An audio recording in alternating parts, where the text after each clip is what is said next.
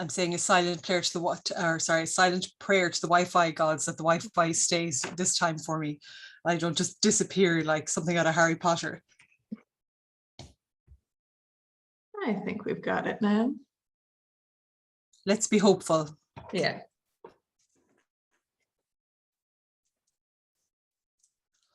My rainbow curtains.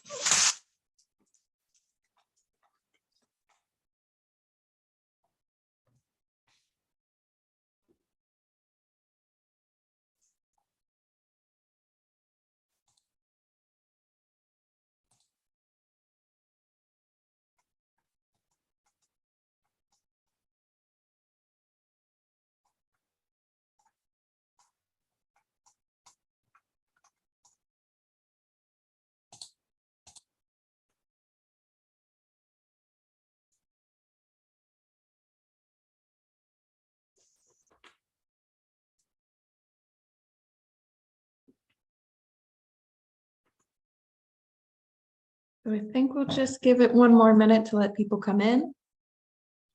And then we'll get started.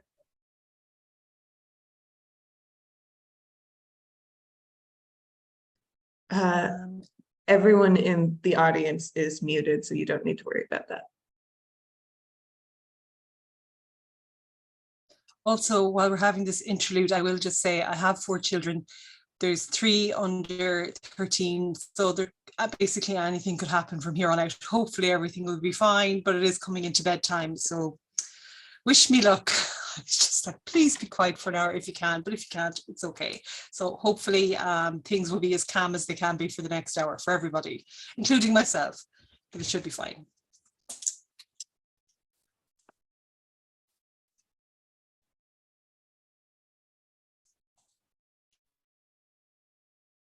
Okay, we might get started. So this is Parenting While Autistic with Amanda McGuinness. I would like to apologize for the rescheduling quite late. We did have an internal scheduling conflict, which weirdly can happen quite a lot in an organization run by autistic people. There is a lot of scheduling conflict that crops up on us.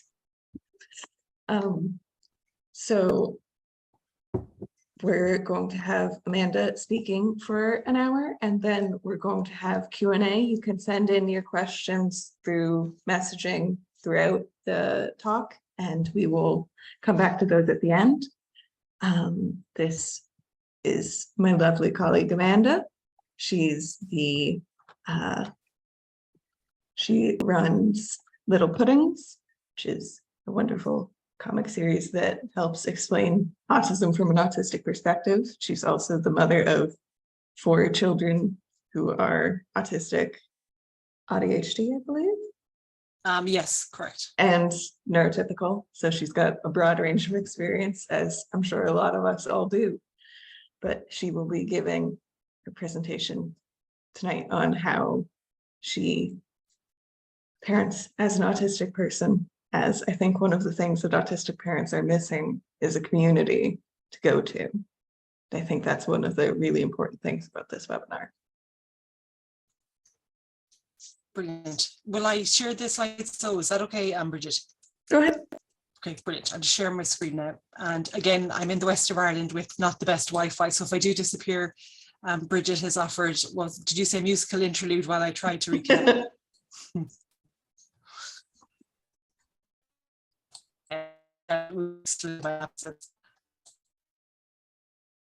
So thank you so much, Bridget. And again, I suppose hopefully I will still appear on screen at some point if the Wi-Fi stays with me.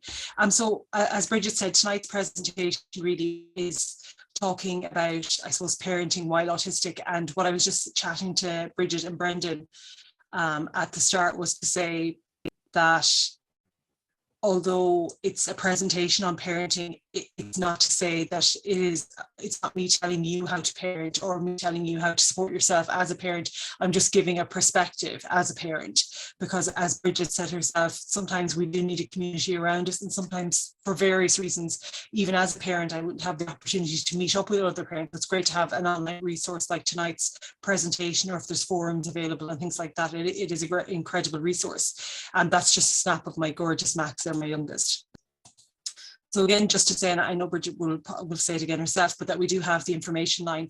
If you are an autistic parent and you're looking for support or advice as an autistic individual, we do have the AsIAm information line there, and it's an excellent free resource. So please utilize it as much as you can, as much as you need. It's excellent, and I'm very lucky to know my colleagues on the team on the information line. They're absolutely incredible. So it's a great resource to have available to you, during those hours.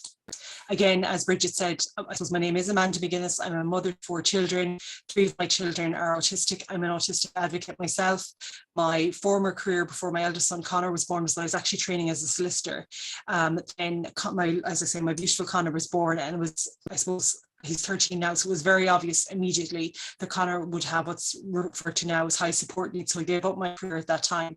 And then I suppose I circled back to advocacy again later on in my life when I realised that my son was autistic and that I could then hopefully support him in a different way. So I was able to use those skill sets I garnered, I suppose, as a trainee solicitor to do research and to support him and whatnot. And then that later on led me, I suppose, to where I am now, doing a master's in speech and language, but also all down the last 13 years, I suppose I've worked in the area of autism, upskilling, and I suppose becoming a professional in that area myself, and very proudly then became a training officer with AsIAm.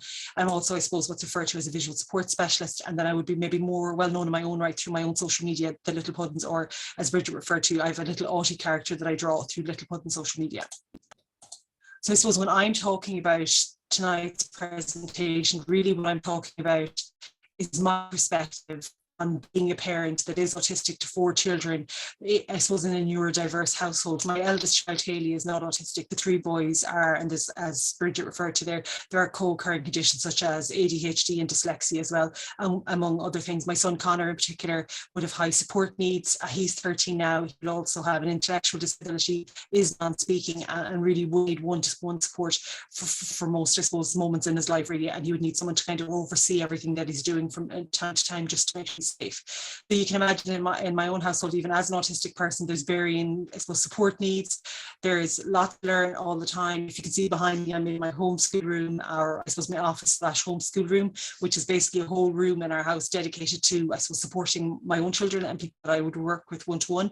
But it's also a place where I suppose I spent many years learning about autism, and then delving into, like, a recent book I picked up, an incredible book by Claire O'Neill, a strengths-based approach to supporting autistic children, so like a parenting approach.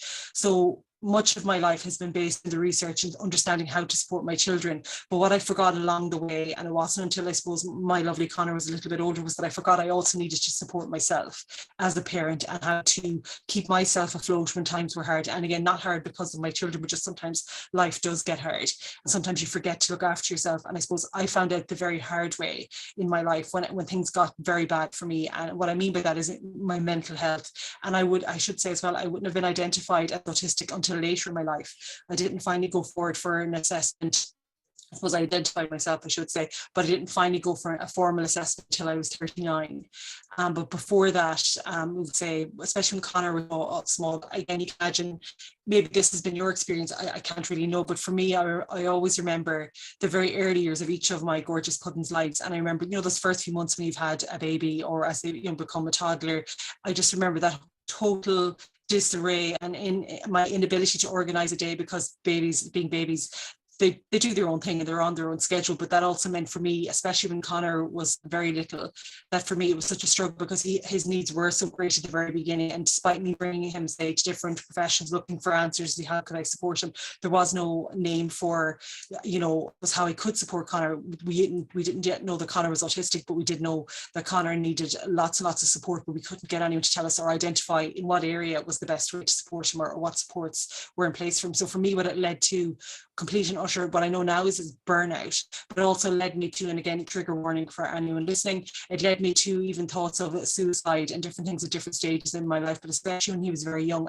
And when I look back now with, I suppose, professional eyes, I know why I was struggling so much. And it was because once Connor was born, say when Haley was born, I was still able to engage in my special interests, which has always been reading and research and data and things like that. So I was always really engaged in learning. And when my gorgeous Connor was born, because his needs were so great from the beginning, suddenly I couldn't do any of the things that I love to do the most. I couldn't spend time researching. I couldn't spend time just silence. Actually, I'm a big fan of silence because I suppose no more than many autistic people watching, I'm very sensitive to what I see, but also to what I hear. And for me, you can imagine a gorgeous little puddin that might be crying on and off, more so than, I suppose, he didn't really sleep either when he was little either. So I had no routine at any time. I wasn't able to engage in any special interests, and it really did affect my mental health to the point that I did eventually. I can remember I was in Galway one night at the, I suppose, the pier in Galway, just looking into the water. I just thought, I think I need to speak to somebody because my thoughts that I'm having about myself aren't good. I need to go and speak to somebody, and I did eventually, and I suppose that got me back on the right road. But what led me there was that I wasn't supporting myself. I was doing everything I could to support my children. I was trying so hard to be the best mother that I could be to support my children. But what I wasn't doing, I wasn't being a good friend to myself, and I wasn't being kind to myself. And then I suppose what I used to think about back then was when I was saying like unkind things to myself, like you're not a good mother, you don't know how to help your son, or everything you're doing to try and help your son isn't working, or, you know, all these different things. I suppose bashing myself, using unkind words towards myself. And I remember, that's my dad actually there in the photo. I was thinking then of when I was, say, young. My dad was a great man for giving advice, is a great man for giving advice. But when I was younger, he's a builder, or was a builder. I used to be in like the van or the Jeep with him wherever he was going around to building sites. And he would always say to me, because I would always have been very hard on myself. I suppose growing up as a teenager, I would have been unidentified as autistic, but acutely aware that I was different and not knowing why, and why I couldn't say, get in my own mind, why I couldn't get things right socially. And he used to always, these are his exact words, he used to say, be careful of your words. You never know how they may fall upon a person. But he used to say, but that applies to you as well. And he would say, you give out so much kindness and so much care, but he always said, keep a little bit back for yourself. So when I talk to other parents now that are autistic and have, whether they've autistic children or not, but they're a parent, I always say, keep a little bit of that kindness back for yourself, keep a bit of that care back for yourself, and keep those kind words that you give so freely to your children, keep a little bit back for yourselves. Because often as autistic individuals, and in particular as autistic parents, we can find ourselves giving so much love and having so much empathy for our own children or for people in our lives that we care for, that we kind of forget ourselves, and we decenter ourselves from that circle of, I suppose, love and support. So when I think of that now, I often think of my dad. I think, you know, maybe him telling me that back then wasn't not just to be kind with your words with everybody else, but also reflect back that kindness that you give out into the world, and reflect back that compassion. And I suppose if you're a parent watching tonight, to think of that for yourself too, that you can only do the best that you can do in that moment in your life. And always think, I suppose, going forward of, how can I support myself? And I need to be here for my little ones, or for my teens, or whatever age your children are, that you need to also be here for them, but you have to look after yourself as well along the way. I think what really helped me more than anything, again, growing up, was that my dad did see that I was different. And because he saw that I was different, he used to give me strategies, such as I'm one of 11, and we lived in a very, I suppose, big house, but a very noisy house. And he had an office, and he would tell me to, when things got hard, he would say, in the noise and all the movement and everybody doing their things, he would say, when things get hard, move away and move into a silent place. So what he did for me was he gave me a key to his office. And I suppose sitting in my own office this evening, talking about that strategy that he gave me as a younger child, I use that strategy now, even as an autistic adult. I move away from the noise of the kids for a little while. I move away from the noise of just even, oh my gosh, iPads and tablets and all the things going, and the musical toys. And Max is my youngest Max is a great fan of jumping off things and climbing, giving me heart attacks. I move away. So I still think of that strategy that he would have given me when he would have seen that. So now I apply that in my own life, but I also apply it to my own children. Say my middle son, Jack, would be very much like myself. So when I'm giving a strategy to myself, I'm teaching them those same brilliant strategies that my dad would have taught me.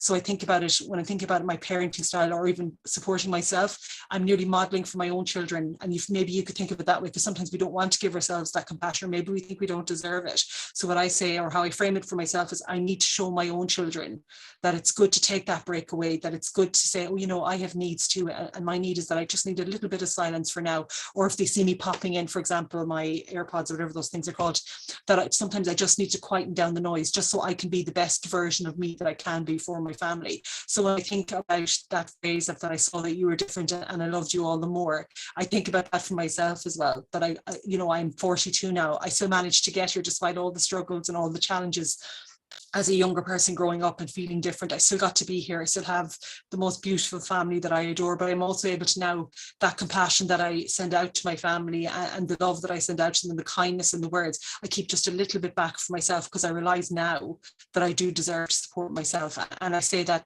right now on the presentation, but I'm saying that to you as well, that you deserve that for yourself. I think when I think now of that's my Connor when he was small, and that's him now. Obviously, I suppose as a teenager, he's 13 now. The only thing that really has changed is he's got taller, I've got wider, and I'm wearing glasses, and I'm wearing contacts right now, but I wear glasses. But what has really changed, I suppose, is that when I was in those moments when things were hard and difficult, when I felt kind of out of control, and what I mean by that is I just couldn't find solid ground anywhere. I couldn't engage in special interests. I couldn't create any kind of a routine when I call Connor Connie, when Connor was small. I couldn't do the things that I needed to support myself in those early days, but I still made it through. I still was the best type of mother that I could be for Connor, still the best mother I could be for Haley, and then later on for Jack and Max. So when I think of it now, I think instead of feeling, when I used to back then, I used to feel bad and God, I could be a better mother, I could be doing more. Now instead I said, you know what, I'm proud of the mother that I once was, the mother that I could be. I'm proud of the mother that I am today. And in a year's time, I look back and I'll say, look, whatever was going on in your life, you did the best you could. So I encourage you to do the same for yourself, whether you're having a good day, a bad day, a hard day, whatever way your parenting style is, that if you know you're doing your best, then that's the absolute best that you can do. And sometimes your best today might only be 50% of the best that you could do yesterday, and that's still okay. Do the best that you can.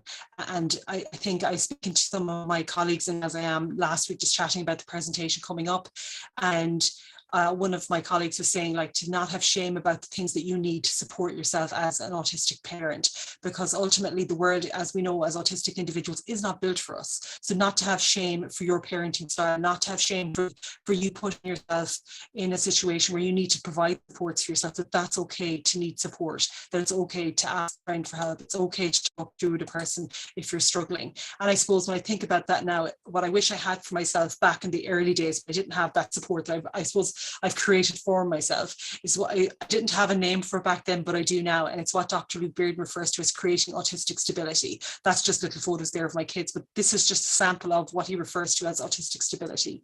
And what he's talking about is having that strong sense of self, because there is that dichotomy, I suppose, when you do become a parent, suddenly I'm not just Amanda. Now I'm Amanda the mom. I'm Amanda, if you are married, if you have a partner, I'm Amanda the wife. So now suddenly my identity was changing, but I also had that, I suppose, difficulty if you are an autistic person that wasn't identified till later in life. I did also then have that difficulty of growing up not having a strong sense of self, but now suddenly I felt like I had the identity of mom thrust upon me, but I didn't actually still have a strong sense of who I was, as a human being, who was Amanda. So I suppose for me, what really helped me was creating that autistic stability. And again, that's not something I did in a day. It's like a cultivation of self that I've been doing for the last, it was my daughter Haley was born, for over 15 years. And I suppose what that is having a strong sense of self, but more than anything, I keep thinking of that keyword compassion, having compassion for myself. But I do know who I am, and I have, to say, strong morals in whatever my feelings or thoughts are on any subject, that I have a strong sense of who I am, that I'm embracing my autistic strengths. So I know now that what would have, I suppose, supported me all through my life was my capacity to be a researcher, to look, and for example, when I read information, I learn it very quickly without trying, or if I'm researching something, I want to learn something, I know that if I see it, I suppose I have hyperphantasia, if I can see it at least once, I can remember it, and then I can teach myself through what I can see in my mind. I know now that all the ways that I would have been able to support my own children, such as developing a whole, I suppose, homeschool room in the house, a whole centre within our household here in the west of Ireland, that is the most perfect place to be if you are autistic, and if you are a parent of an autistic child, or indeed if your child is autistic. But I've every resource available to me here, and I've every resource available in my mind that I can use to support my own children. So instead of me saying, God, you're a bad parent, to the young Amanda that was finding out, what does autism mean for me and my family? What does being autistic mean for me? What does autistic mean for my child Connor? Instead of me feeling like that about that Amanda, I say, no, it was difficult for you back then because you didn't have that knowledge that you have now. And I have compassion for that Amanda, and I have compassion for this Amanda that's trying so hard all the time. But what I'm really trying to, I suppose, enforce for yourselves to think about, if you're thinking, what's my parenting strategy, as in how do I support myself to be the parent I want to be, is finding your place in that busy home, finding your place in that busy time, and finding compassion more than anything for yourself, because life outside the doors, as I know very well myself, is not always positive for autistic individuals. So coming back back to that Creating Autistic Stability piece by Dr. Luke Bearden. I'm looking at embracing my autistic learning styles and how to support myself. I'm looking at, I suppose, learning about my sensory differences, which as an adult I do know now, but that also means I know that when things get very noisy here, instead of me say going into a meltdown, I know when they get to a certain point, I'm popping in headphones. I like to listen to Enya, I have to confess. So I'll put on a bit of Enya on 11 that I can still hear the kids, but I can still, in another sense, block out the noise when it gets just a little bit too much for me. For example, in our house, I've painted the living room like a very dark grey colour. I live in a cottage, so the living room is like in the centre of the house. So I had to do that because the house is like an older house. There's like lots of glare coming in. And I knew that in order for me to be able to regulate throughout the day to support the children when we were coming in and out of the living room, they spent a lot of play toys in the living room. I knew that I had to paint the walls darker so that I could actually be in the room to be present as a parent. So that was me learning about my sensory processing style, or sorry, my sensory processing differences, but knowing then how could I support myself with strategies, which meant would support my own children, the calmness in the living room, but also it meant that I could be in that room and be present, would be fully engaged when I was there with them. Again, learning about my autistic communication style. So for my little ones, I would have a strategy where if I know I'm getting to the point that I just need a little bit of a break, and I don't from my children, but I just need a little, like maybe like a mental break for a few moments, I'll just say to them, Mommy will be with you at the moment, or Mommy will be with you in a moment. And I use the exact phrase, off you go now, good boy or good girl, or to whoever I'm speaking to. And then they know then that just means Mommy's still very happy with me. Mommy loves me so much, but Mommy just needs a break. Whereas if I said, go away, my head is spinning and I need all these things, instead I taught them that when Mommy says, off you go now, good boy, good girl, whoever I'm speaking to, that they know that Mommy just needs a short little break just to, I suppose, recenter myself more than anything, and then they'll come back, or I'll more than anything, it'll take me about 5 minutes to center myself, and I'll go back to them then. It's not that they're left out. Now again, if they're coming upset or there was an emergency or they really desperately needed me, I would cope and I would get in there, but generally that would be like just a very good phrase that I would use, and they would know that there's no negative meaning there. It just means Mommy needs a short break and then she's going to come and be with me again in a moment, and it really is just a moment.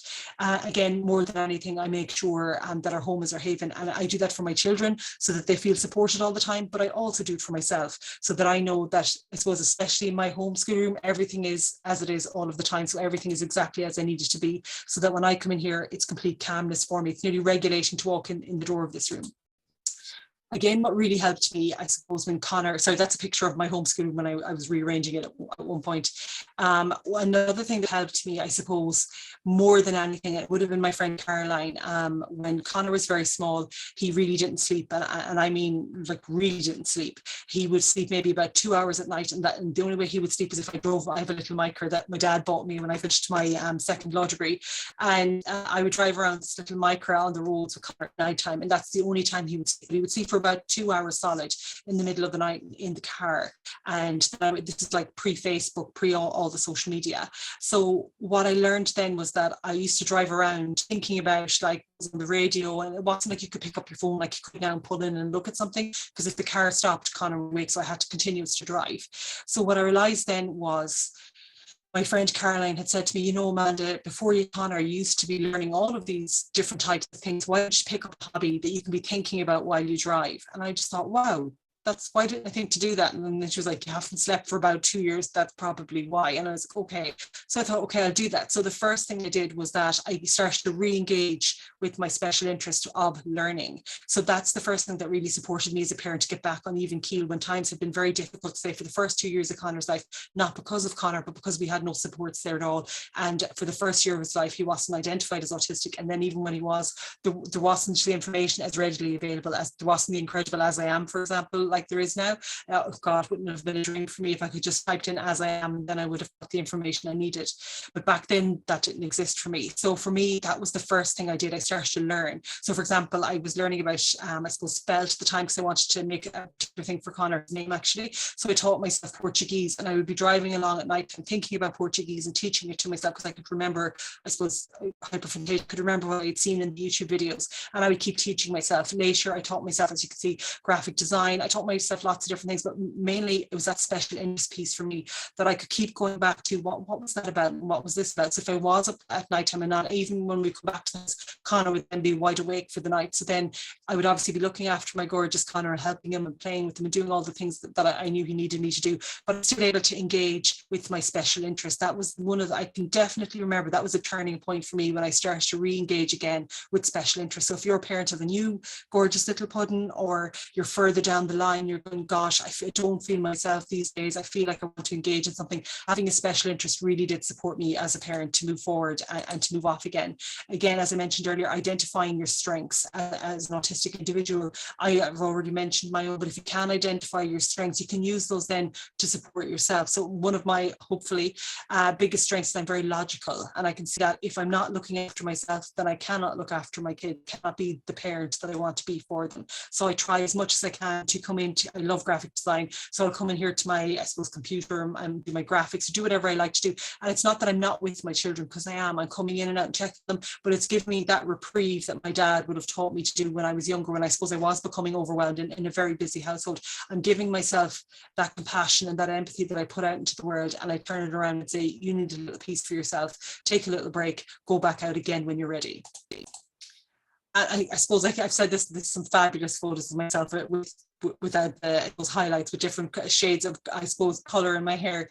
But the main thing when I talk about compassion is that if you have grown up as an autistic individual that wasn't identified until later in life, or maybe you realize you're autistic until later in life, or maybe you haven't identified in your younger years, but you may have grown up like I would have had lots of different kind of negative interaction socially because you were different. I would have always been very academic, but then socially I would have always struggled, and I had a very poor sense of self. I really wasn't a fan of myself. I was very belittling of that, saying, why can't you do those things right? Why do you get those things wrong? And why can't you?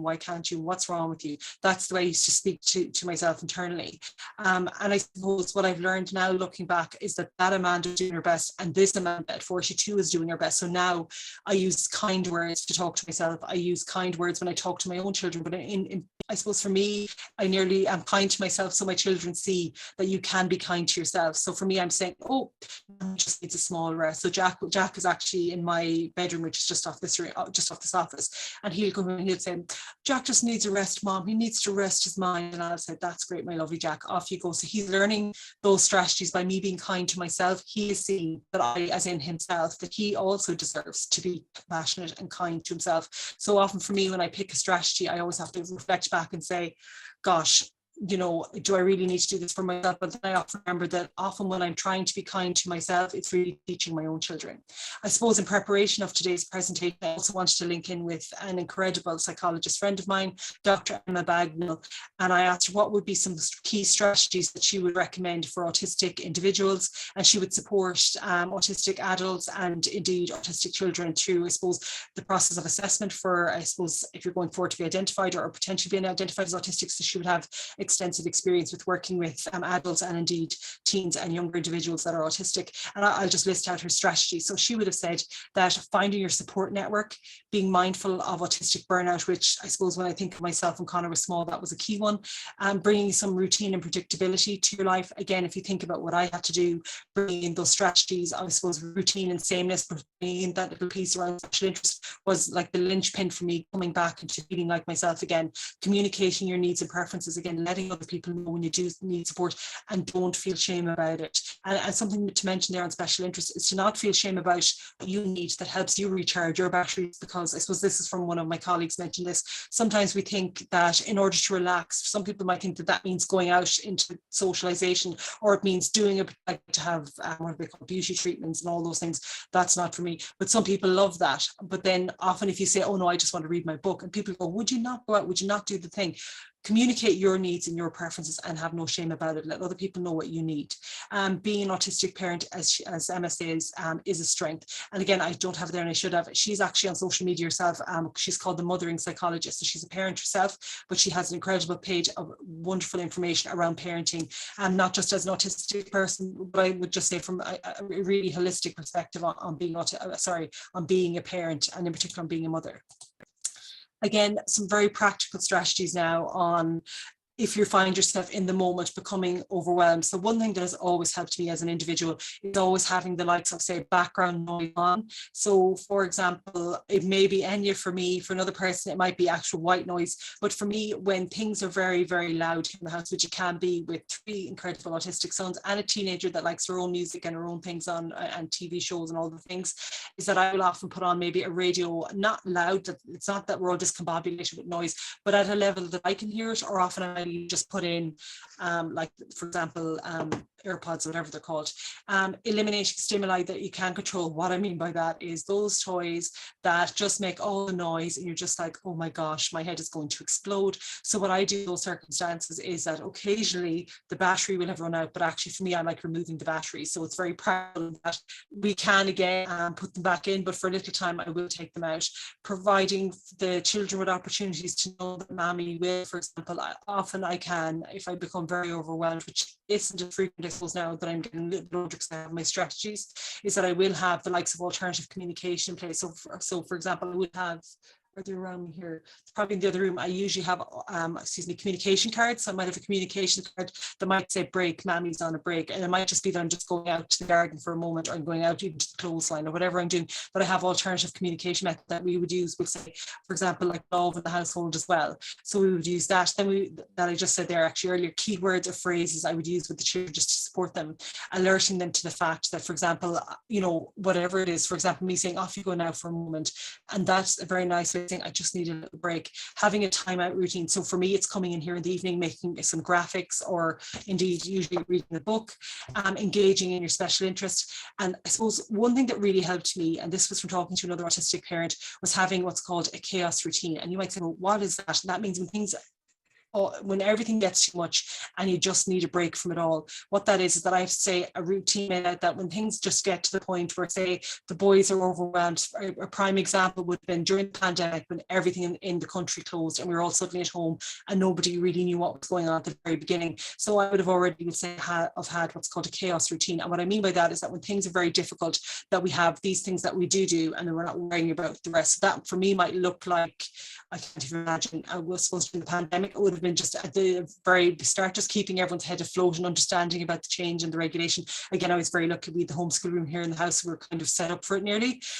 Then also on days, say, if you're feeling unwell, overwhelmed, you feel like you might be going into burnout, then having the likes of a bare minimum plan. And what I mean by that is that these are the essentials that have to continue today. And if I can meet those essentials, then that is okay. So for example, making sure everyone is fed, making sure everyone has their clothing on, making sure whatever the routines are that absolutely have to happen. For example, one of my sons needs medication to help him with sleep, making sure that always happens no matter how burnt out I am. And I have like a checklist of, if those moments happen, that I have that in place. I mentioned the headphones, again, the special interest. What was really helpful, I suppose, to me when my own children were very small is making sure that I had activities for children to occupy themselves, because at times life does become overwhelming. At times you do need a break, even though, especially when your children are very small, you can't actually leave them on their own, but you can give them activities that for a little time will support them to, I suppose, entertain themselves, but also in a very fun, so they're having fun, but you're just not directly involved in fun. So just giving your moment, again, thinking of that piece of reprieve, that you're just reprieving yourself for a moment, giving yourself that allowance and that compassion and that kindness. Again, having activities for yourself that can support you, just to feel that you can still be there as a parent and do the best you can. And for me, that is really, I almost always have a book somewhere close by, or I might listen to a podcast or a short clip of something on YouTube that I'm interested in watching, or indeed, if you check the AsIAm YouTube channel, we've loads of great webinars there, so often I find myself going on rewatching a webinar from before. A strategy that I learned from one of my other colleagues, I won't use their name, they'd always say that's a future me problem. So I use that now, even now for myself. I'm like, okay, the kids sometimes like to dump out, and I mean dump out every single toy they have, and they're like toy holding units, like calyx thing. And when I walk into the living room, I'm just like, I don't think I can walk through this space. But then I say to myself, that's a future me problem. I will come back to that in another little while today, and I will clean it up then. I'm not going to become overwhelmed now. I'll finish whatever I was doing, and then I'm going to come back in, and when they're finished, they like to sort the things into boxes. When they're finished doing all the playing that they're doing, I can put it away then, even though the living room is essentially a toy pit of every type of toy they've ever owned in the middle of the floor. What I would also suggest, and often people will suggest, if you've just had a baby, stock up on the foods and snacks you like. I would actually say, from an autistic perspective, always have your safe foods, have a stock in the house, that you just have them there when you need them. So that for me would have been very essential, because again, I eat a very limited, kind of basically a beige carb diet is essentially all that I eat, very kind of tasteless food. So I always make sure that if the things that I do like, that I just have them there, and that I have for the children whatever they need and whatever they require. These are all, again, very practical, and you might decide to use different types of strategies for that. But for me, it's just having those essentials there all of the time, because there's only very particular things that I can even tolerate to eat. When I say different locations around the home, what I mean is that if you have a very busy house like I do, Jack, as I said, is in the room off here. I know Max is in the living room with Haley playing bubbles, and I know Connor is in his own room listening to, I think it's Nathan Carter. I could hear it just a little while here. So they all do their own thing. Now, again, my children are older, so they're able to go off into different areas of the house. But if you have smaller children, it may not always be possible, for obviously for safety reasons, to do that. So instead, just find locations where maybe you can separate them out for a little while. Well, again, they're all in their own safe spaces, playing happily, and always thinking obviously safety, that wherever they are, that they can still do their own thing, and that you can still find a sense of yourself within that day. And that was one thing for me that I would have mentioned to one of my own friends that is autistic, that would have had a child, I suppose in the latter part of last year, that I told her ahead of time. Often when you're pregnant, people will say, oh my God, it's joyous and you're going to have a wonderful time, it's going to be amazing. And then we have to be like, God, it's so hard. And you're like, why didn't you tell me it was going to be, not that it wasn't going to be full of love and all the things you imagined, but it was also going to be incredibly disorientating, in the lack of sleep, the stress, the routine, all the things done. So I just said, I'll be honest with her and say, look, it is a lovely thing to become a parent. It's incredibly difficult. And I was giving her strategy, saying, look, she loves to read, like, have your books, have all these things. And then you can just still find a moment in every day where you can make a routine in that moment. And you'll eventually build in all the other routines back in. They might look different, but there will be routines. I said, find a routine from the very beginning that's part of your routine in your day with your newborn child, and no matter what, that routine remains. You will find yourself nearly leaning towards the whole day till that moment comes where you can engage in that routine, because the rest of the day, as you know, with a newborn can be chaotic, or it was with, maybe it's my parenting style, but it was for me, that they were always on their own routine. Listening breaks. So you might say, what's a listening break? So for me, one of my sons loves to chat at length about a special interest. I won't say who it is because they're close by, and in depth. And I love to listen, and I love to engage. I love to chat with them. But sometimes between working so hard and being the best mom I can be and doing all the things that I try to do to support my own community, I find myself often becoming, I suppose, nearly burnt out. So what I've been very lucky to do, because I have so many lovely brothers and sisters and my husband's family, is that I would say to them, oh, I won't name my child, one of the boys would love to talk to you about dragons or dinosaurs or something there for about 20 minutes. Would you have the time? And they'd like, love to do it. So they would hop on a call with them, whether it's on FaceTime or it's just even on a phone call, and just chat away to them. And really, it's just my son having, say, 20 minutes or 10 minutes to talk about whatever it is he's interested in. And it just means for those few minutes, I have a listening break. It's not that I don't want to listen to him forever, but it just means I might just need a small break just from, I suppose, just from life for a moment. Or maybe I'm busy with one of the other children. I don't want to feel like I'm not supporting him. So I've then been able to organize the likes of a listening break. Again, I've mentioned that already, when sometimes you might find in your life that sometimes things can get so overwhelming that you just can cope to be there in that moment because of sensory, because maybe socialization, where you just have to engage with the world outside the door because you are a parent. And in those moments, for me, I have the idea of like the bare minimum baskets. And what I mean by that is that, for example, if I'm feeling like, and I would know, I'm sure you would know for yourself, maybe I can have that sense of, I was saying this to a friend earlier, that I kind of nearly know when I'm going into a meltdown now, which doesn't really happen for me very often at all, but I will know now ahead of time, so I know what to do to bring myself back, to center myself, to remove myself from difficulties, whatever they are. And what I say in those moments is that if you can feel that coming on for yourself, or you feel for yourself that maybe you just need a break, but you don't know how to prepare yourself or how to prepare, you still have to be a parent, you still have to do the best you can for your kids while you can do it. So for me, it's having the likes of a bare minimum basket, and that's like having the essentials. Are you okay? Yeah, okay, good boy, Mammy, sorry, it's just my son has appeared. So again, good boy. So, oh, actually, Jack, not for Jack, Mammy just needs just for a moment, not just because of the Wi-Fi. I'll give it to you afterwards, okay? Sorry, live parenting here on AsIAm. Thank you. Leave it there for me. I'll give it to you in a moment, okay? Go on again, Emma, because Mammy's talking. Good boy. No, go in there, Daddy will come for you, okay? Good boy, thank you. Apologies, parenting live on the internet. Sorry. So, for example, what I mean by a bare minimum basket is that you would have, say, the essentials that you need for that day. So if it is to look after yourself, like having your hygiene resources there, having some clothing there, whatever it is that you need to support yourself, and then obviously whatever you need to support your own children as well. Again, being honest about your needs, talking to people, so for me, chatting to my friend last week when I was feeling a little bit overwhelmed because one of my own gorgeous boys were very unwell, and I was really worried that they might. Jack, close the door for mommy. Good boy. Jack, you close the door for mommy. Boy, close the door for mommy. Sorry. So again, sorry, parenting again. So it's again asking for help. So I was able to chat to my friend last week when my young son was like, I actually thought he might go to hospital. He has a chest like my own, where I suppose I'm for myself, but he would have croup. But he's very, very unwell, and I was very worried. And I was like, okay, what do I do for the kids and what will I do? And oh my gosh. And she was able to say, look, what do you need? What do you absolutely have to do now? And I was saying, well, I need to be here with him. And she was like, okay, just do what you need to do for Max, do what you need to do for the boys, but just do the minimum. The rest, you'll catch up with it again. And she was right. So I was able to talk it through with someone in that moment and still be the parent that I needed to be, but still keep my head above water and keep myself calm and regulated, because he needed me more than I needed to, you know, I suppose, lose the run on myself in that moment. And again, it is okay if that happens, if you find yourself overwhelmed. But for me in that moment, I really needed to, I suppose, be as alert and as engaged as I could. And for that moment, it was great just to talk to somebody.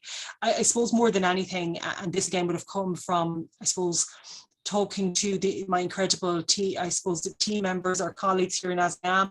They were saying that, you know, I was saying, what are strategies of support? And they were saying to be aware of perfectionism. Often if you're an autistic person, if you're like myself, it has to be 100% perfect or I don't want to engage. I have to do the absolute best or I don't engage. So for me, especially as a parent, you don't have the choice to engage or not. So I have to do my absolute best version of what I think parenting is. I have to do the best. If they ask me to help them make something, I feel like I have to do the best version of that for them. I can't say my cooking is the best, but I try. So anything that I try to do outside the realm of cooking, because it's outside my scope and skill set, but I do the best I can. But I'm always trying to do the best I can, and sometimes doing best is too much. So doing enough sometimes is more than enough. And I said this at the start, remember the parent that your 100% best yesterday might look like your 50% best. That is okay. Tomorrow it might be 20% of what Monday was. Do the best that you can do. And sometimes you don't even have to do rest. Do what you can do. Do what's within your capacity on that day, and have no guilt, as I say there. Don't have any guilt about it, and don't even have that. And I'm a great person for self-sabotage. Don't, and what I mean by self-sabotage really is nearly overly exerting yourself, overly putting pressure on yourself, and then afterwards wondering why maybe things didn't go to plan. It was because you had gone past your point of capacity, you had overextended. So for me, it's been very real and understanding, I suppose, that I also deserve rest, that I can be resilient, but I also have to look after my own health. What happened to me, I suppose, a number of times before I did eventually go forward finally for an autism assessment, was that I kept ending up in hospital. And when I would end up in hospital, I would be extremely unwell, but they would assess me and say, we can see you're extremely unwell, but we cannot find, like, there's no diagnosis for why you're unwell. And what I realized then, I think it was the October before I finally did go forward for an assessment. I have a snap of it somewhere, because I remember taking a photo going, this is the last time you're coming in here, because at that point I did realize that, you know, I was 100% certain I was autistic at that point. I just thought, I think you're experiencing burnout, and that's why you're so unwell. And I remember just saying to myself, this is the last time you're going to land in casualty, being this unwell, but nobody being able to tell you what it is or why it is. And now I realized that it was autistic burnout. So really, it comes back to Dr. Emma Bagnell's, you know, advice, being aware of autistic burnout and protecting yourself and supporting yourself. So for me, it is coming back to that compassion and kindness. And the reason I keep talking about this, I want to hear from other autistic parents, they often say about, you know, I wish I was a better mom, I wish I was a better dad, I wish I could do those things better. And I'm saying, look, you're doing the best you can, and you're doing whatever that looks like for you. It might look vastly different to me. What I do is the best I can, mightn't be, you know, an inch on what somebody else is doing. They could be doing 100% more or better, whatever that I am, but the best that I'm doing as a parent is the best that I can do. So for me, it's looking at kindness, and as I would have said, that compassion and kindness and thoughtfulness you're putting out, and that you're like loading your children with. Take a little bit back for yourself, take a lot back for yourself, because I have no doubt if you're a parent like myself, you're giving so much to your kids, but you need to take that piece back for yourself so you can still be here, that in a year's time you can be here, in 2 years time you can be here, that you're looking after your health, including your mental health, that you're always looking after yourself. Because if you're not here for them, then they're without you, and that's like the worst possible outcome for everybody. So again, really, it is coming back to that idea of creating autistic stability. And I suppose when I think about the moments in my life that were really difficult, it was often when I was the least, I suppose, supportive of myself, or where I didn't engage in things that were really good for me, such as looking after my health, looking after my mental health in particular. And I referenced that, I suppose, at the start, but I know from talking to other autistic parents that is a great struggle for many individuals. And what really helped me, I suppose, was finally admitting that I was struggling, because for me, I suppose it was autistic masking. I was trying to hide the fact that I was struggling greatly. I wasn't telling others how I was feeling. When I would go for those drives with Connor, as he would sleep, I would have, and when he was a baby, I should say, I would have sunglasses on me. It could be the middle of the day and no sun, and I would be bawling, crying. And I would be saying to myself, why aren't you the great parent that you could be? Why can't you be as great a parent to Connor as you were to Haley? Or why can't you? And for me, it was really just acknowledging that I was doing the best that I could as a parent, and taking away, I suppose, that shame. And I think that came up actually from another colleague as well, that they were saying, not to shame yourself for the things that you can or can't do day to day. Do the best that you can do, and know that is so much more than enough. Don't be shaming yourself because maybe a parent that isn't autistic can do things that maybe, or can manage, say from an executive function difference point of view, can manage more than you can. Being the best parent that you can be, being a happy, healthy, mentally well parent, that you're looking after your mental health and your physical health as much as you can. That's more important than Mary down the road that is autistic, that can do all the things. If the most that you can do in a day is be present, feeding, looking after, being, the happiest, calmest, whatever it is for you, what your parenting style is, you can be the most best version of what you want to be as a parent. If that's what you can do, then that's more than enough. And not to compare yourself and have, oh gosh, when I just think I was so unkind to myself when Connor was small. And then unfortunately, other people sometimes would make comments about when Connor was small, I suppose I should say, he's 13, nearly 14 now. It was a different Ireland. Like, we've moved on so much. We haven't moved on, but we've moved on a lot. There would have been other individuals that would have said unkind things. I remember one person was saying, oh, he doesn't sleep because you hold him too much. And I said, oh my God, I hold him too much. And then I was like, I'm not going to put him down. I'm going to still hold him. But then I would blame myself. I would take on board other people's negative commentary about my parenting style. But my parenting style really was just, I suppose, intuitive attachment parenting. I just wanted to, with all of my gorgeous puddins, and look after them as much as I could, as long as I could, So really, it's taking on board the good that other people kind of give you advice and perspectives, but not taking on the negative and the unkindness, and taking from it what you need, but not taking on board other people's judgments, and just realize that nobody knows what it's like to be in your shoes. Nobody knows what it's like to live in your household. Nobody knows what it's like to have grown up, if you're like myself, to have grown up, oh sorry, just for one of my kids giving out. Nobody knows what it's like to have grown up unidentified autistic, and nobody, I suppose, really knows what it's like for you in this moment to be the best version of yourself that you can be. And what it really means for me is, I suppose, my parenting style, understanding of myself as an autistic individual, is that I'm always coming back to, I need to create autistic stability for myself. So it's coming back to, when things get overwhelming, that strong sense of self, engaging in special interests, using my strengths to support myself, also to support my family.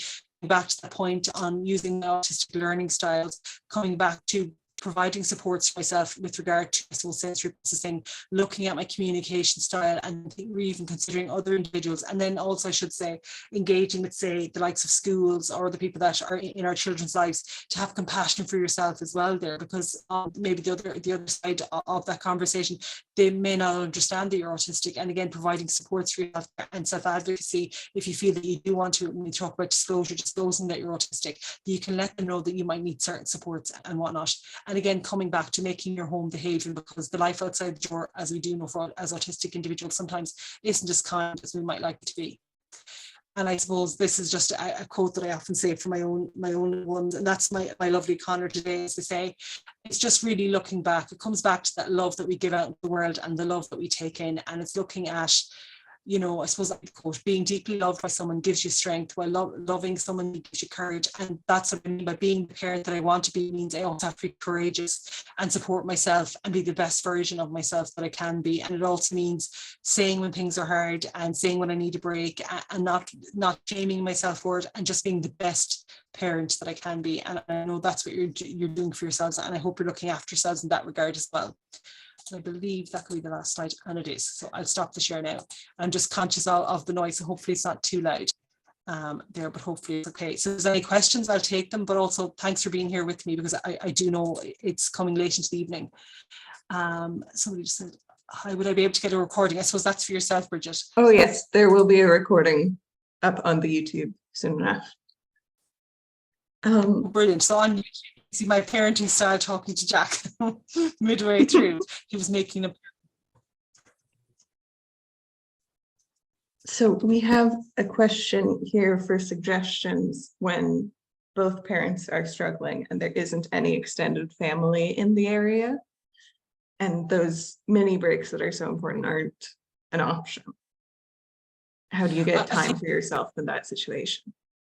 I think it's kind of what I do myself, really. It's putting in, if now you, again, it's different for everyone. For me, I just put in, like, I just can see that, like headphones or whatever, and I take my breaks, and sometimes my breaks are quite literally, and when I say breaks, I don't mean I'm on an extended break. It could be like 5 minutes outside the door, taking a breath and coming back in. It's finding them in the moment where you can find them in whatever it will look like for everybody. So for me, I don't really have family support now myself either, because again, my parents and my husband's parents are older, and all of my own brothers and sisters now have, I suppose, children themselves. So I can't be like, you wouldn't like to take my children. They're like, we have our own, but thanks. So everybody is busy now. So that would be my own situation, I have to say as well. But again, my own children are older now. So, and again, it could be different for your household. So for me, it's creating my own breaks, which it's not that I always feel like I'm taking a break, but I'm like, it's not really a break, because it's not that I'm going, it's 5 o'clock, I'm on my break. It's just taking a moment wherever I find it. And some days you mightn't find it till they're in bed. Or I think the favorite thing that I like to do, and anyone, and Bridget, you will know this, my thing that I like to do is I spend so much time reading research and data and researching, I suppose, with my masters as well, that I go on, I'm not ashamed to say it, I'll watch some TikToks at night time and just be like, what did I just watch, and move on to the next thing. So when I say a break, I'm not sitting in here, with a table lamp on, reading my book and being like, wow, this is a wonderful chapter. Sometimes it's literally going on to TikTok, watching something bizarre and wondering why did I spend 5 minutes watching it, or 3 minutes, and then that's just giving me a mental break from whatever's going on in the environment around me, and then I go back in, I zone back into whatever's happening. So for me, I suppose I feel like we could be in a similar situation, in that my childcare really is myself and my husband, and again, we both work, so there's limited in that regard as well. No, one moment, Jack, one moment. What did you say? You can get a tissue, good boy. Sorry, Jack is on the way for tissue. Jack, will you close the door for mommy? Good boy. Yeah. Okay, good boy. So for me, I suppose I do feel that we could be in a similar situation in that regard. So another question coming in: how do you avoid your neurotypical children feeling excluded? How do you avoid that last child phenomenon? Well, I'm just going to close the door. Sorry, it's the noise. So sorry. Go ahead. Apologies. All right. Apologies. I like to call this parenting in real time, disappearing. So what I've always done with Hayley, and again, if anyone has followed me, I suppose, on my social media, Littlepuddins, I would have done this, I suppose, or talked about this all down through the years. I suppose I've been there since 2015. I've always made time for what's called Mom and Hayley time. And for some families, that might not mean going to the cinema. It might just mean doing something together in the house when the other children are in bed. So for me, I have always done, or we've always absolutely made it a priority that we had time together. So whether that's with Hayley with myself, or Hayley with my husband, or even Hayley having breaks at Granny Golden's house or whatnot. So I would have always had what's called Hayley and Mom time. And what luckily she liked what I liked, which was going to the cinema, or she liked to go to, I love Galway. We might go to Galway for an afternoon and just, I'm not into like clothing shopping. So I'd posh around the bookshops and she'd go around. She loves arts and crafts. And we'd pick up a few things she likes and we'd come home.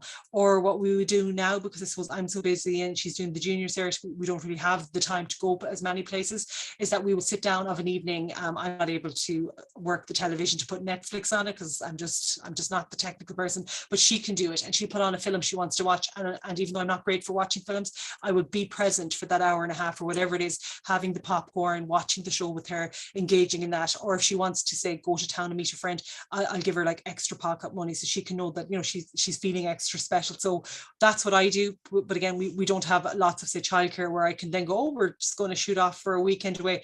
That's not possible for us, because again, because of a childcare point of view. But we've always just made it a priority from when she was very, very small, that she had her own time, and that was like Hayley and Mom time, or Hayley and Dad time, or Hayley going to Granny's for a weekend.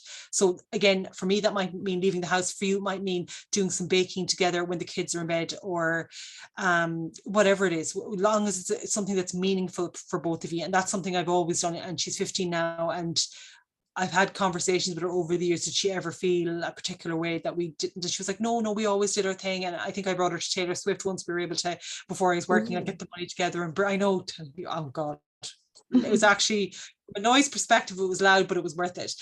So yeah, so like we would have done things like that, or brought her to like something more local or whatever. So we would have always made a priority of, that wouldn't have been a frequent thing going to a concert, but we would give her those special moments that she knew she was, as they all are, each of them equally incredible and equally valued.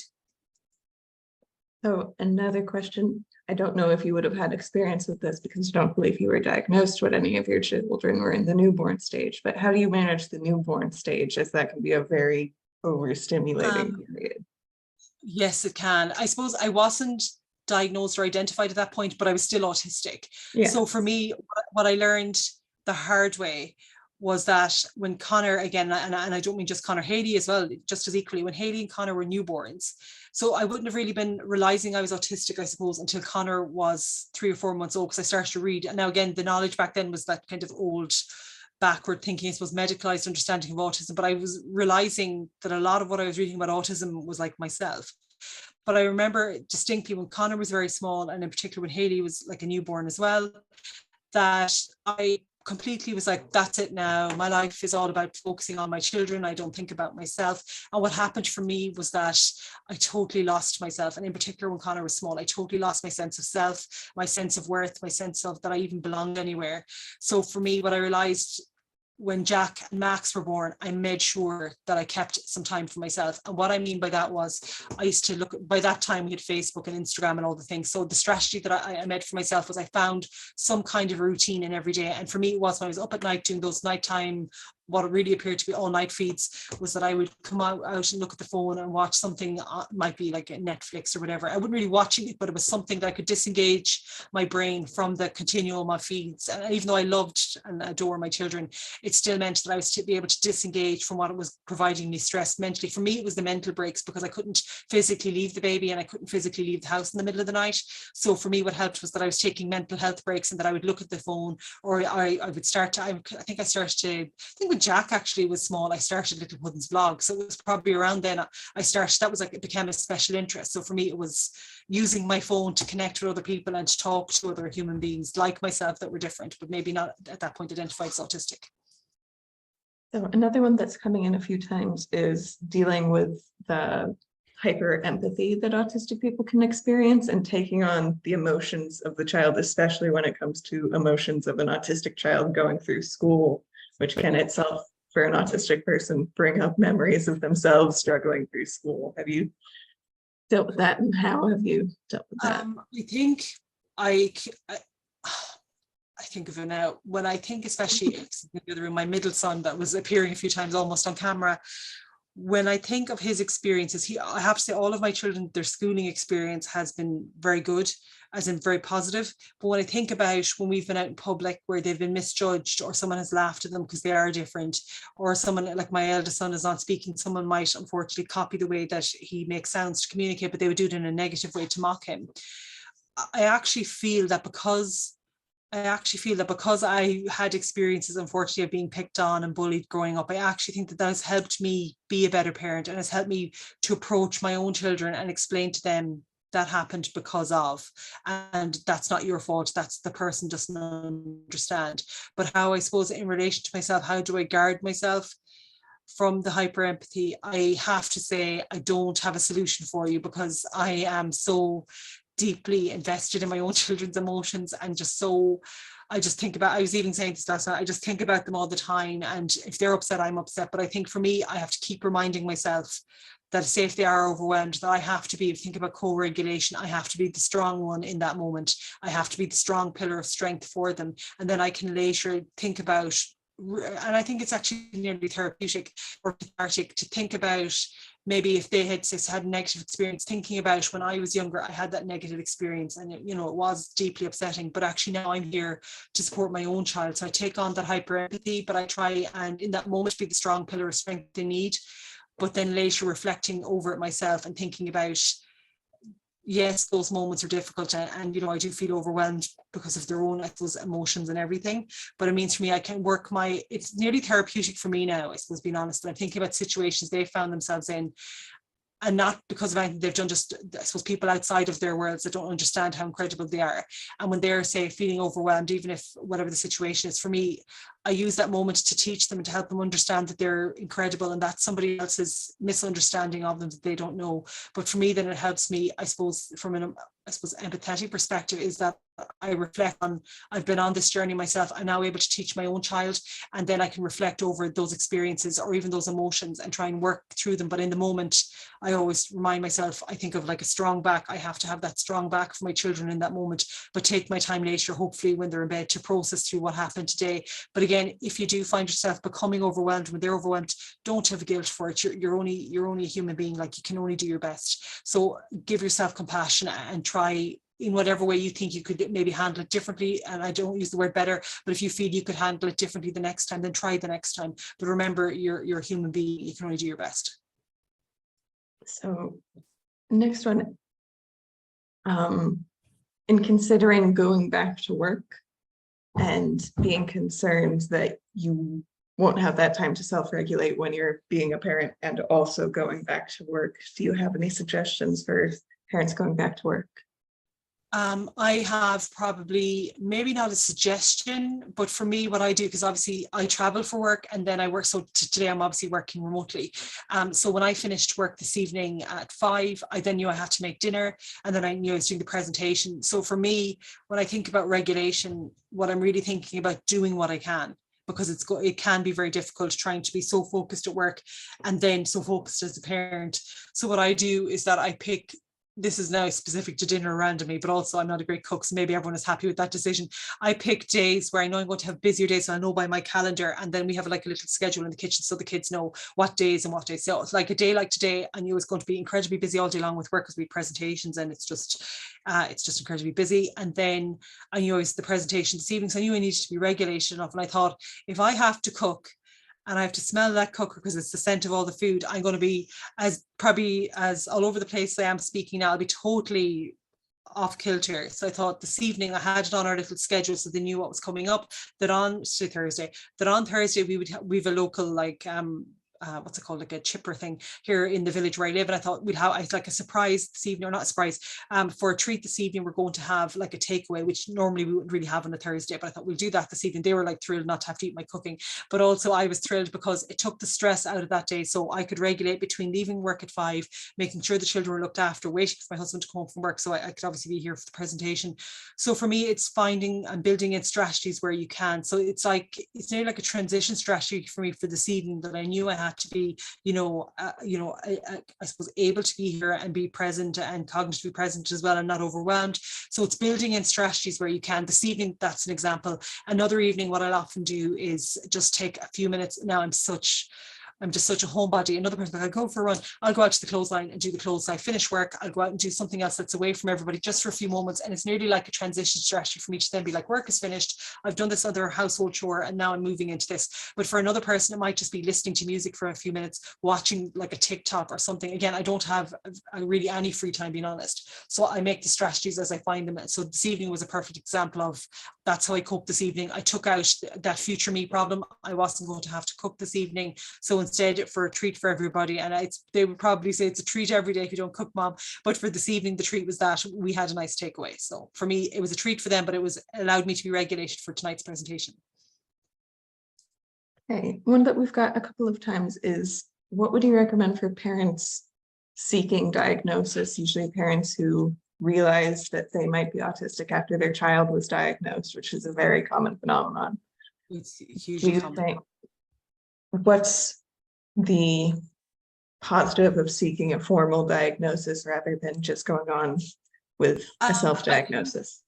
I suppose, being honest, the reason I should say, and I think I said this to you before, Bridget, I would have gone from when Connor was very small, I would have gone forward for three other times. Finally went forward on the 4th attempt at an assessment.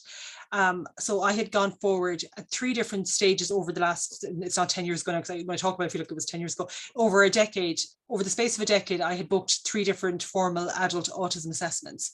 And unfortunately, at each of those times, I had said to other people, oh, I think I'm autistic. And usually it was really negative reactions. And then during the pandemic, I suppose I had even more time at home with the boys because we were all here together. And my middle son in particular is essentially a carbon copy of me, except for he hasn't bleached his hair blonde yet. But he's essentially, like, I don't want to say a mirror of me because he's his own person, but we're very, very similar, academic, not mad into going out socializing, but loves to read and research, and very like myself. And I just thought, wow, I talk to the boys so much about embracing who they are and being who they are, and, you know, being themselves. And I thought, then how can I tell them to be strong and proud of who they are? But I knew at that point I was autistic. And I think that was one factor as to why, what was beneficial of it, was that I could tell them, so is Mammy. Mammy is autistic too. And they could understand that they were feeling different, but Mammy had those feelings of feeling different as well. That was one factor. And I suppose the other factor for me that was important as to why I went for formal assessment and didn't just stay with the, I know I'm autistic, because I did know I was autistic.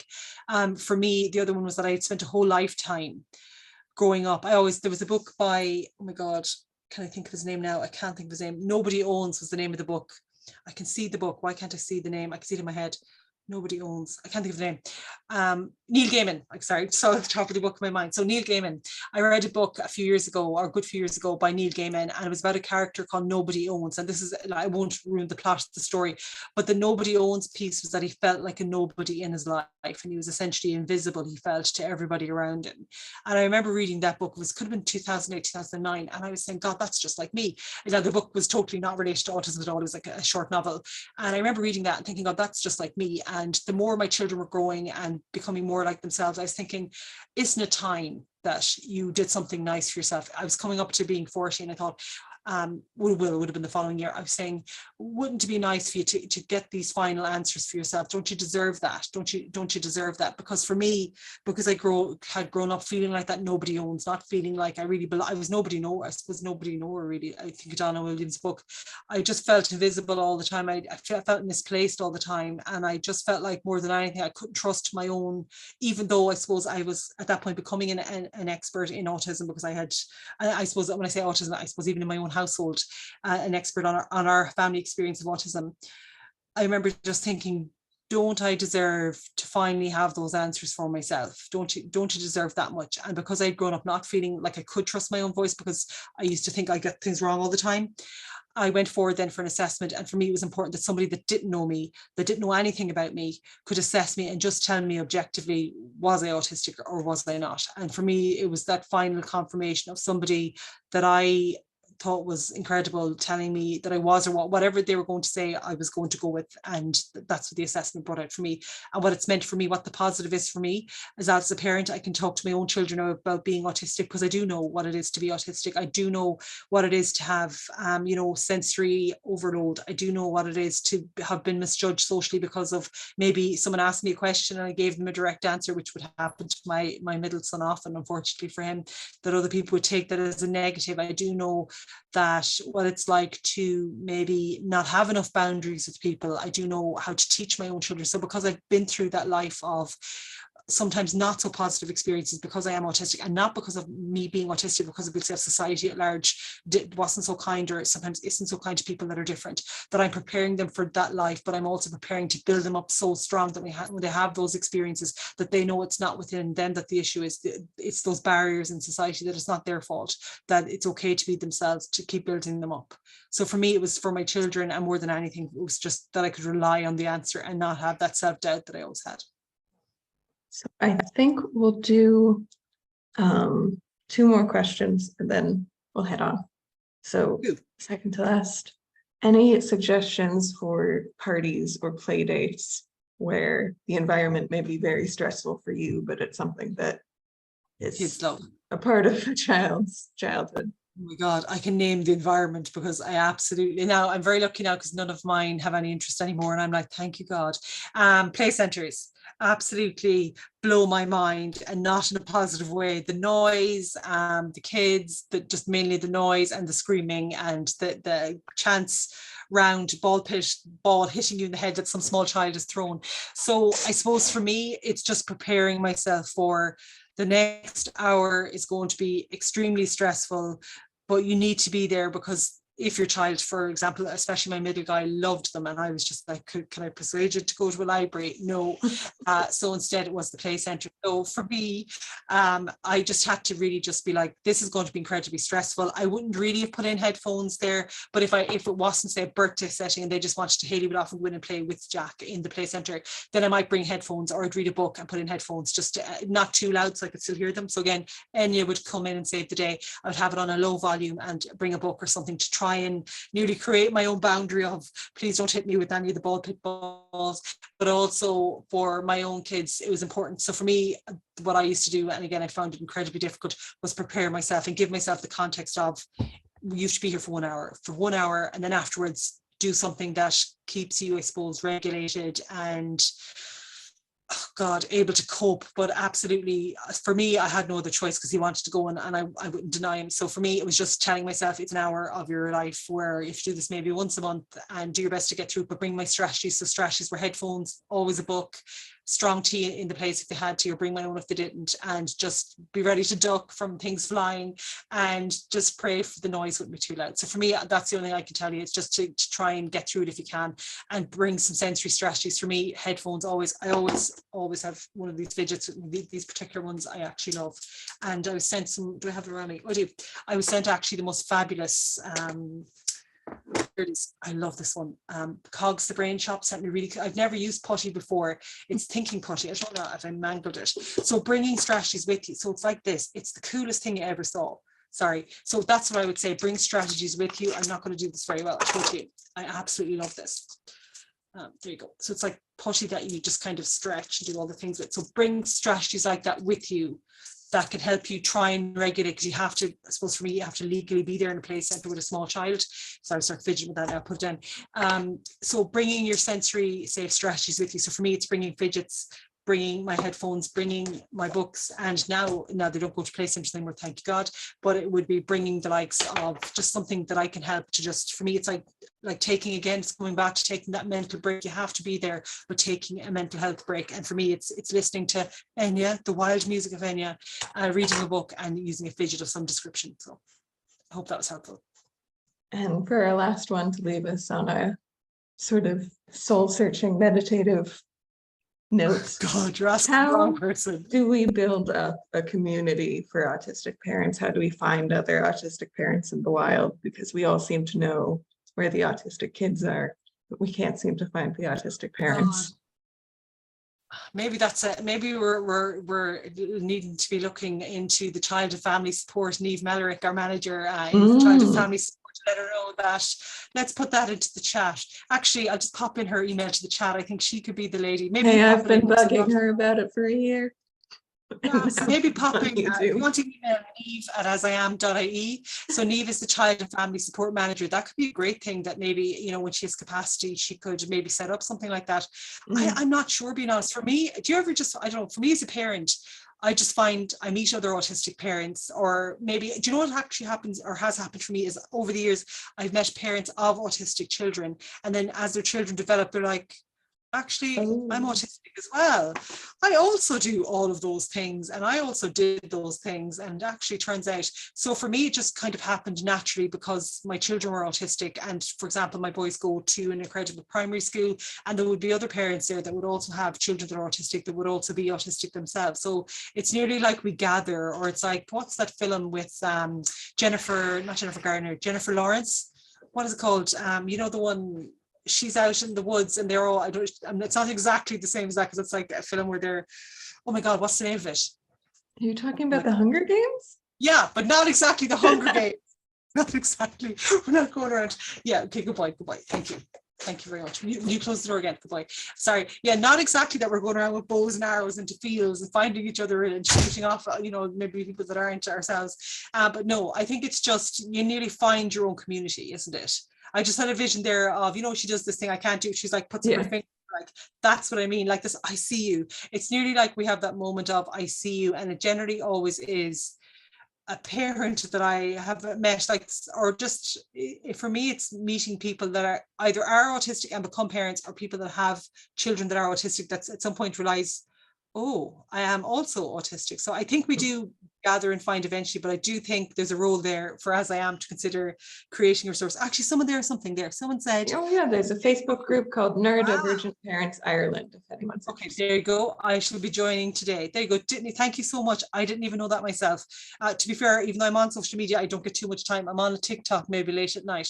But I'm going to join them. Thank you. It's great to just even to know. I didn't even know that existed. So thank you. That's fantastic. So there you go. I'll be joining that myself. You've seen me there rambling. So we'll finish up there saying thank you to Amanda and for Jack Thank for you. the live parenting demonstrations.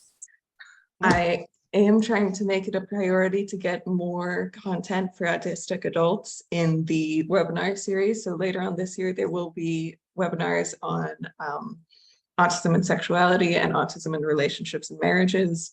That will be in June and September, respectively. So keep an eye out for that. If you have any other suggestions for webinars that would be good for adults, you can send them to support@asiam.ie or call into the info line, and we'll be happy for any suggestions for next year's program. Yes. Brilliant. Thank you so much. Hope everyone has a good night. Thank you.